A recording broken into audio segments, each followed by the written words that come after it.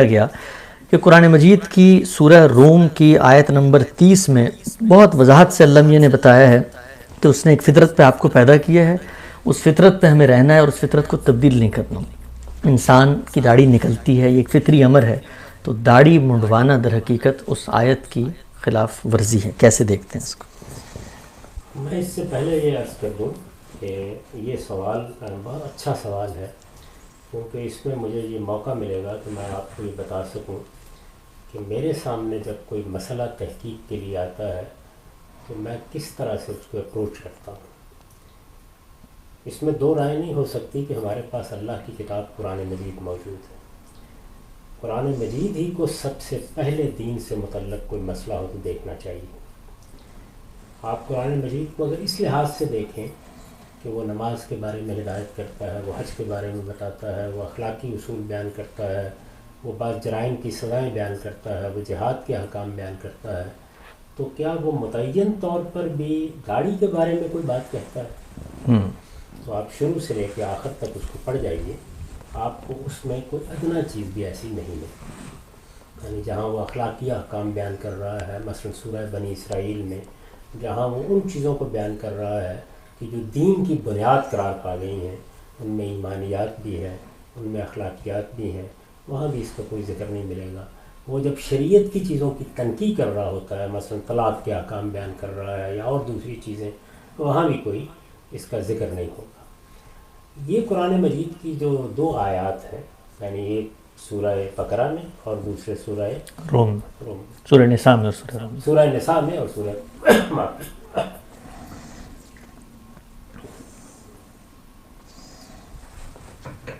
ان دونوں آیات میں بہت بڑی حقیقت بیان کی گئی ہے۔ یہ جس پہلو سے لوگوں نے اس کو دیکھ لیا ہے، آپ ذرا غور کیجئے ان کے سیاق و سباق کو سامنے رکھ کے۔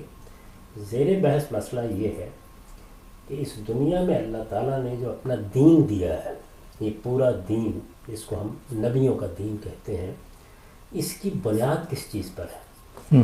اللہ تعالیٰ یہ بتاتے ہیں کہ اس کی بنیاد انسان کی فطرت پر ہے۔ یعنی ایسا نہیں ہے کہ ہم نے اوپر سے کوئی چیز اس کے اوپر لاد دی ہے۔ اللہ تعالیٰ نے انسان کی جو فطرت بنائی ہے وہ اسی دین کا تقاضا کرتی ہے۔ اس کو فطرت کو آپ فطرت کے لفظ سے بھی تعبیر کرتے ہیں عربی زبان میں، اور خلق کے لفظ سے بھی تبدیل کرتے ہیں۔ اللہ تعالیٰ یہ کہتے ہیں کہ تمہیں یہ دیکھنا چاہیے کہ تمہاری فطرت خدا نے کیا بنائی ہے۔ اگر تم اپنی فطرت پر ہو تو اصل کے لحاظ سے اپنے دین کے اوپر ہو، اور جو فطرت خدا نے بنائی ہے اگر اس کو تبدیل کرو گے، اس کو مسخ کرو گے، تو اس کا لازمی نتیجہ یہ نکلے گا کہ دین کی اساسات سے محروم ہو جاؤ گے۔ زیر بحث مضمون یہ ہے وہاں، یہ زیر بحث مضمون ٹھیک ہو گیا۔ اور یہ اس پہلو سے زیر بحث آ گیا ہے کہ جس وقت شیطان نے یہ چیلنج کیا کہ میں لوگوں کو گمراہ کروں گا، یعنی مکالمہ ہوا اللہ تعالیٰ کے اور شیطان کے مابین، وہ قرآن مجید میں کئی جگہوں پر بیان ہوا ہے کہ جب اس راندہ درگاہ ہو گیا، جب اس نے سجدہ کرنے سے انکار کر دیا، اللہ تعالیٰ کے سامنے اس نے استکبار اور تمرد اور سرکشی اختیار کی، تو اس موقع پر یہ کہا کہ میں کہاں سے حملہ آور ہوں گا۔ تو اس نے یہ بتایا کہ میں اصل میں وہیں سے حملہ آور ہوں گا جہاں سے لوگ اللہ کی بنائی ہوئی فطرت سے انحراف کے راستے کھولیں گے، اور یہ راستے میں بھی کھولوں گا۔ اب یہ سمجھنے کی ضرورت ہے کہ انسان کی وہ فطرت کیا ہے جس پر پورا کا پورا دین مبنی ہے۔ تو اگر آپ اس کے اندر اتر کر دیکھیں تو آپ کو یہ معلوم ہوگا کہ ہماری فطرت میں یہ چیز رکھی گئی ہے کہ اس کائنات کا ایک پروردگار ہونا چاہیے۔ اس کو قرآن مجید نے دوسری جگہ کھولا ہے، سورہ اعراف میں بتایا ہے کہ میں نے تو تم سے عہد لیا تھا، الست کا عہد، اور یہ الست کا عہد ہے کہ جس کی بنیاد پر میں قیامت میں تمہیں مواخذے کے لیے کھڑا کروں گا۔ میں پوچھوں گا اس موقع کے اوپر کہ میں نے تو تمہاری فطرت میں یہ چیز ڈال دی تھی۔ اسی طرح تمام اخلاقیات اللہ تعالیٰ نے انسان کی فطرت میں رکھی، یعنی ان کی بنیادیں اندر موجود ہیں، وہ انہیں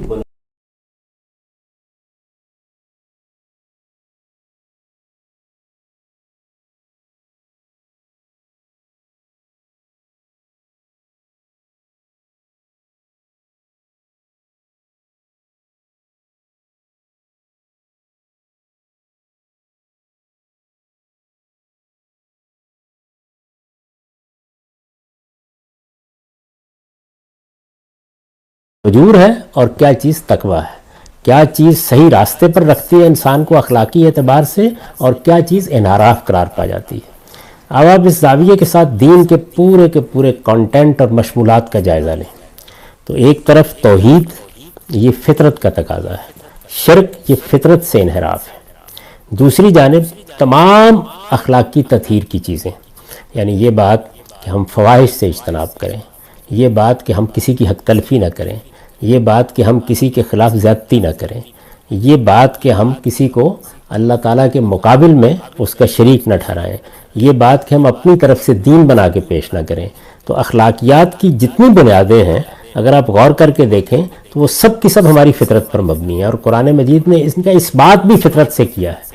یہ بتایا ہے کہ تم ذرا یہ دیکھو کہ یہ تو تم کہتے ہو نا کہ میں دوسروں کو کم تول کے دے دوں گا، کبھی خود بھی کم تلوانے کے لیے گئے ہو؟ یعنی تمہاری فطرت اس کو قبول کرتی ہے، تم چوری کر لیتے ہو، لیکن کیا کبھی ایسا بھی ہوا ہے کہ تم نے یہ خواہش کی ہو کہ کوئی میرے گھر میں آئے چوری کر لے؟ تم لوگوں کو مار دیتے ہو، قتل کرتے ہو، لیکن کبھی خواہش ہوئی دل میں پیدا کہ میرا گلا کاٹ دیا جائے؟ تو اس کا مطلب یہ ہے کہ تمہاری فطرت گواہی دیتی ہے کہ اخلاقی اصول کیا ہے۔ کھانے پینے کی طرف آئیے تو اللہ تعالیٰ نے وہاں طیبات اور خبائث کا فرق کیا اور یہ بتایا کہ انسان اپنی فطرت سے جانتا ہے کہ کیا چیزیں طیب ہیں، کیا چیزیں خبیث ہیں۔ تو یہ وہ فطرت ہے جو اللہ تعالیٰ نے انسان کی بنائی ہے، یعنی انسان کو کیسے پیدا کیا ہے، کن چیزوں کا شعور دے کے پیدا کیا ہے، کیا اخلاقی اساسات اس کے اندر موجود ہیں۔ ان تمام چیزوں کو سامنے رکھ کر اللہ تعالیٰ یہ بیان کر رہے ہیں اس سورہ روم میں کہ انسان کو اس فطرت کو تبدیل نہیں کرنا چاہیے۔ لا تبدیل لخلق اللہ، یعنی یہ اللہ کی بنائی ہوئی فطرت ہے، اس کے اندر تبدیلی نہیں آنی چاہیے۔ اب ظاہر ہے کہ اس کے کچھ ضمنی اور طبعی مفہوم بھی ہیں، مثلا یہ کہ آپ کو اللہ تعالیٰ نے مرد بنایا ہے، آپ عورت بننے کی کوشش نہ کریں، آپ کو عورت بنایا ہے تو مرد بننے کی کوشش نہ کریں۔ اللہ تعالیٰ نے بہت سے جبلی تقاضوں کے لیے فطری راستے رکھے ہیں، تو آپ دوسرے انحرافات اختیار نہ کریں۔ تو یہ اس کا وسیع تر پہلو ہے۔ اچھا، اسی طرح سے جو اللہ تعالیٰ نے انسان کے اندر ضروریات کی طلب رکھی ہے، زینتوں کی طلب رکھی ہے، اس میں بھی دین کے احکام واضح کیے ہیں۔ یہ بتایا ہے کہ اس میں یہ مطالبہ نہیں ہے کہ تم ان سب چیزوں کو چھوڑ دو، بلکہ تم سے اعتدال کا تقاضا کیا گیا ہے۔ تو یہ اعتدال کیا ہے؟ یہ وہی فطرت ہے۔ جس وقت کوئی ایسا تصور آپ پیش کرتے ہیں کہ یہ مایا کا جال ہے، اس دنیا کو آپ چھوڑ دیجئے، اس سے زہد اختیار کریں، اس کو چھوڑ کر آپ جنگلوں میں چلے جائیں، رہبانیت اختیار کر لیں، تو یہ گویا فطرت سے انحراف۔ اللہ تعالیٰ نے جو نظم اس دنیا میں قائم کیا ہے، جس کے تحت وہ بچوں کو پیدا کرتا ہے، تو اس میں خاندان بنے گا، اس خاندان کے ان کی ضرورتوں کو کیا جائے گا، اس میں کچھ محرمات قائم کی جائیں گی۔ تو یہ کیا ہے؟ یہ وہ فطرت ہے۔ آپ اس کو چھوڑ کر یہ فیصلہ کر لیں کہ میں تو جنگل میں بیٹھوں گا اور وہاں جا کے مجرد زندگی بسر کروں گا، نہ میں بیوی گھر میں لاؤں گا، نہ میں گھر بساؤں گا، تو یہ گویا فطرت سے انحراف ہوگا۔ تو اللہ تعالیٰ نے جو انسان کی فطرت بنائی ہے وہی اصل میں پورے دین کی بنیاد ہے۔ تو اس میں یہ بات بیان کی گئی ہے۔ اب اس کا اطلاق اس چیز کے اوپر کرنا کہ اللہ تعالیٰ نے مردوں کے چہرے پر بال اگائے ہیں، مردوں کے سر پر بھی بال اگائے ہیں، مونچھوں میں بھی بال اگائے ہیں، اللہ تعالیٰ نے بعض اور دوسری جگہوں پر بھی بال اگائے ہیں۔ تو آپ تطہیر کے تقاضوں سے، طہارت کے تقاضوں سے، صفائی کے تقاضوں سے، تزئین کے تقاضوں سے ان سب میں تصرفات کرتے ہیں۔ ایسا تو نہیں کیا گیا نا کہ اللہ تعالیٰ نے بال اگا دیے تو اب سر کے بالوں کو کینچی نہیں لگائی جائے گی، یہ تو نہیں کرتے۔ تو اس کا مطلب یہ ہے کہ یہ بات غلط سمجھی جا رہی ہے، یعنی جو اللہ تعالیٰ کی بات ہے وہ بڑی غیر معمولی بات ہے، بڑی گہری بات ہے، اس میں دین کے پورے فلسفے کو بیان کر دیا گیا ہے، اس کو سامنے رکھنا چاہیے۔ تو میں آپ کے سامنے وہ آیات رکھ دیتا ہوں، پھر آپ یہ دیکھیے کہ اس میں کس طریقے سے بات اللہ تعالیٰ نے بیان فرمائی۔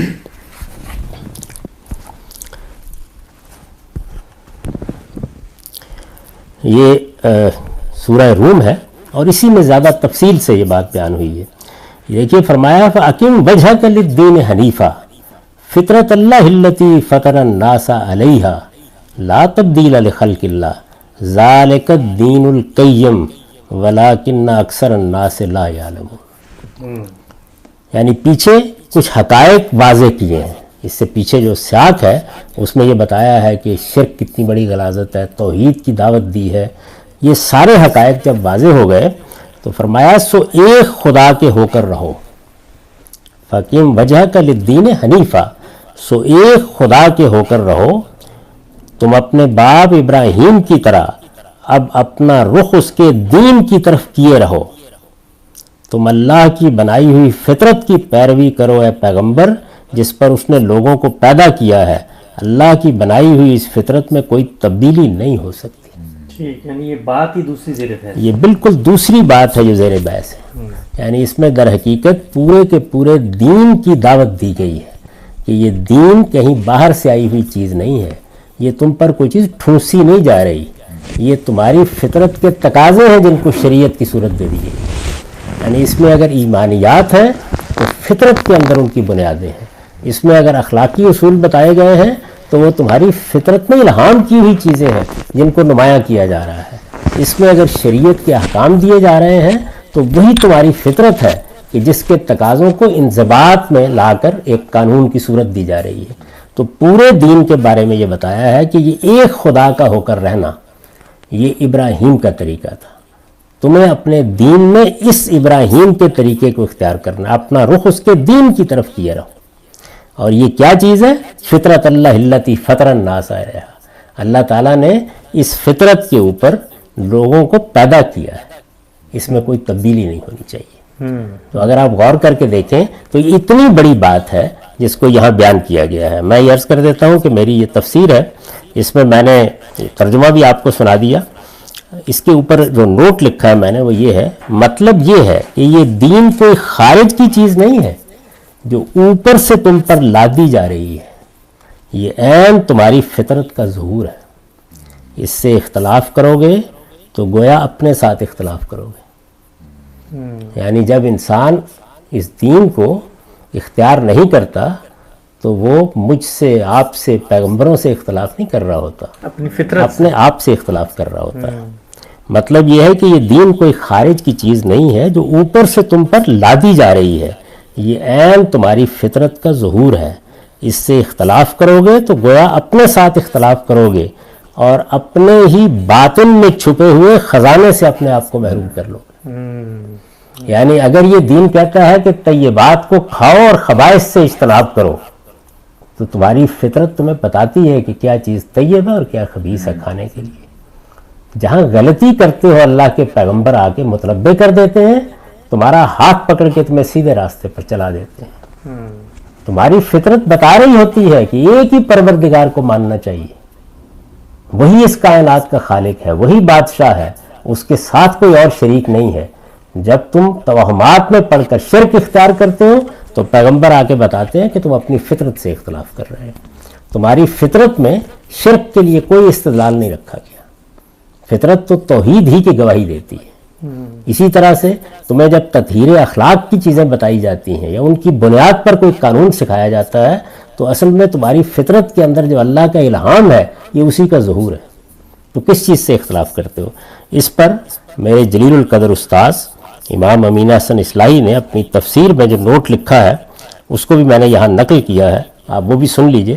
اس سے واضح ہوا کہ جو فلسفی یہ کہتے ہیں کہ انسان اپنی فطرت کے اعتبار سے ایک صفحہ سادہ اور تمام تر اپنے ماحول کی پیداوار اور علف و عادت کی مخلوق ہے، یعنی جو فلسفی یہ کہتے ہیں کہ انسان تو بس ایک یوں سمجھ لیجئے کہ سادہ لوح کے طریقے پر پیدا ہوتا ہے، ایسے ہی اس کو پیدا کیا، یعنی مادے کے تعامل نے ایسے ہی اس کو وجود بخشا ہے، وہ ایک ٹبولا راسا ہے، یعنی ایک سادہ لوح ہے اور تمام تر اپنے ماحول کی پیداوار اور علف و عادت کی مخلوق ہے۔ ان کا خیال بالکل غلط ہے، انسان کو اللہ تعالیٰ نے بہترین ساخت اور بہترین فطرت پر پیدا کیا ہے، اس کو خیر و شر اور حق و باطل کی معرفت عطا فرمائی ہے، یعنی یہ لے کے آیا ہے انسان، اور نیکی کو اختیار کرنے اور بدی سے بچنے کا جذبہ بھی اس کے اندر ودیعت فرمایا ہے، لیکن اس کی یہ فطرت حیوانات کی جبلت کی طرح نہیں ہے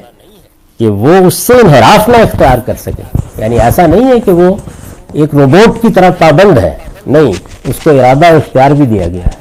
تو جس طرح وہ اپنے ارادے اختیار کو باہر کی چیزوں سے متعلق استعمال کرتا ہے، پہاڑ کو کھود ڈالتا ہے، آسمان پر جانے کی تیاریاں کرتا ہے، اسی طرح اپنے فطرت سے بھی انحراف کرتا ہے، بلکہ وہ اپنے اندر اختیار بھی رکھتا ہے اس وجہ سے بسا اوقات وہ اس دنیا کی محبت اور اپنی خواہشوں کی پیروی میں اس طرح اندھا ہو جاتا ہے کہ حق و باطل کا شعور رکھتے ہوئے نہ صرف یہ کہ باطل کی پیروی کرتا ہے بلکہ باطل کی حمایت میں فلسفے بھی ایجاد کر ڈالتا ہے۔ تو یہ وہ انحراف ہے۔ انبیاء علیہم السلام اسی فطرت کی تفصیل کرتے ہیں اور اس کے تمام مقتضیات و لوازم کو انسان کے لیے واضح کر دیتے ہیں۔ یعنی پیغمبر کس لیے آتے ہیں؟ یہ جو آپ کی فطرت ہے آپ کے اندر، یعنی جس میں توحید کا شعور ہے، جس میں اخلاق کی بنیادیں واضح کی گئی ہیں، جس میں طیبات و خبائث کی تمیز دی گئی ہے، وہ اسی فطرت کو اٹھاتے ہیں اور اس فطرت کو اٹھا کے اس کے اندر مزید پاکیزگی پیدا کرتے ہیں، اس کا رخ درست کرتے ہیں اور پھر تمام چیزوں کے بارے میں جہاں غلط فہمی کا امکان ہے اس سے اس کو نکال دیتے ہیں۔ یہ کیا ہے؟ ذالک الدین القیم، یہی سیدھا دین ہے۔ اس میں آگے دیکھیے اللہ تعالیٰ نے کیا فرمایا ہے، وَلَٰكِنَّ أَكْثَرَ النَّاسِ لَا يَعْلَمُونَ، لیکن اکثر لوگ جانتے نہیں۔ یعنی دین کیا ہے؟ سیدھا دین یہ ہے، اپنے انحرافات، اپنے تعصبات، اپنے توہمات، اپنے مذمومات آپ پیدا کر لیں اور اس سے نئے نئے عقائد اور نئے نئے احکام بنا لیں تو یہ اللہ کے دین سے انحراف ہے۔ تو یہ چیز ہے، قرآن نے ذکر اور ذکرہ کا لفظ اسی پہلو سے اپنے لیے استعمال کیا ہے۔ یعنی قرآن مجید اس لیے کہتا ہے میں ذکر ہوں، میں ذکرہ ہوں، میں اس فطرت کی یاد دہانی کے لیے آیا ہوں، میں کوئی نئی چیز لے کے نہیں آیا۔ مدعا یہ ہے کہ وہ در حقیقت انہی حقائق کی یاد دہانی کرتا ہے جو انسان کے اندر موجود ہیں لیکن وہ انہیں فراموش کر بیٹھتا ہے۔ تو یہ بات ہے جو یہاں کہی گئی ہے۔ جب شیطان نے یہ چیلنج دیا کہ میں انسان کی فطرت کو تبدیل کر دوں گا، تو اس کا مطلب یہ ہے کہ میں اسے ان انحرافات کی طرف لے جاؤں گا جو توحید کی بجائے شرک کو اس کا دین بنا دیں گے، جو اخلاقی چیزوں کے اہتمام کی بجائے فواحش کی اشاعت کی طرف اس کو رغبت دلائیں گے، اسی طرح سے لوگوں کی حق تلفی سکھائیں گے، اسی طرح سے لوگوں کے خلاف زیادتی، جان مال آبرو کے خلاف زیادتی کے داعیات پیدا کریں گے۔ تو یہ پورا دین ہے جس کے بارے میں یہ بات کہی گئی ہے۔ اس میں ضمنی طور پر اگر کوئی آدمی یہ کہے کہ انسان کو اپنے اس وجود پر بھی غور کرنا چاہیے جو اللہ تعالیٰ نے ایک قالب کی شکل میں اس کو دیا ہے، تو ظاہر ہے کہ اس کو بھی اللہ تعالیٰ نے بہت اختصاص سے بنایا ہے۔ مجھے مرد بنایا ہے، کسی کو عورت بنایا ہے، ہمارا ایک نظم اجتماعی قائم کیا ہے، ہمارے اندر ایک ریاست کو قائم کرنے کے داعیات دیے ہیں، تو ان کو بھی انسان کو پہچاننا چاہیے اور ان سے انحراف نہیں کرنا چاہیے۔ تو اس کا اطلاق جن لوگوں نے داعی کے اوپر کیا ہے، یہ حقیقت ہے کہ انہوں نے اس آیت کی تصغیر کی ہے۔